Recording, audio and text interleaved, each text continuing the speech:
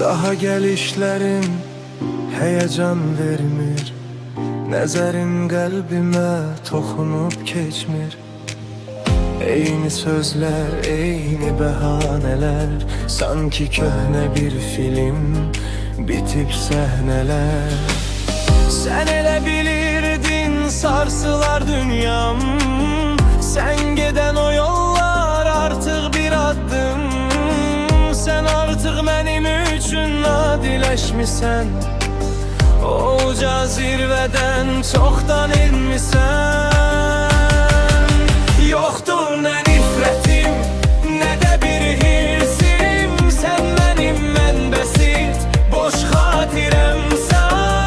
Adın gələndə nəfsim dəyişmir, gözlərim o köhnə, səni axtarmır.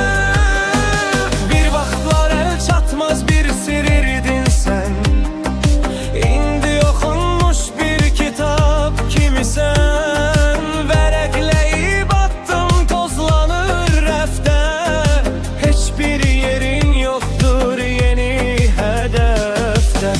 Sənin fırtınan məndə mehdə deyil, sənə olan hissim heç nədə deyil. Nə sevgi qaldı, nə də ki nifrət, ən ağır cəzadır sənə laqeydlik. Sən artıq hər kəs kimisən, bəlkə də hər kəsdən daha az. Daha gəlişlərin heyecan vermir, Nəzərin qəlbimə toxunub keçmir. Eyni sözlər, eyni bəhanələr, sanki köhnə bir film, bitib səhnələr.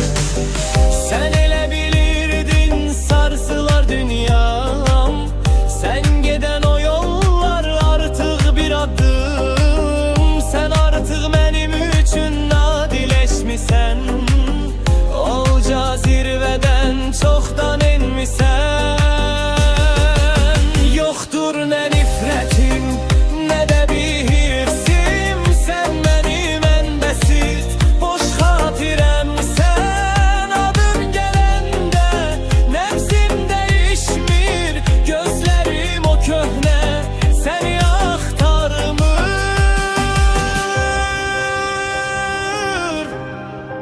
Adi bir üz,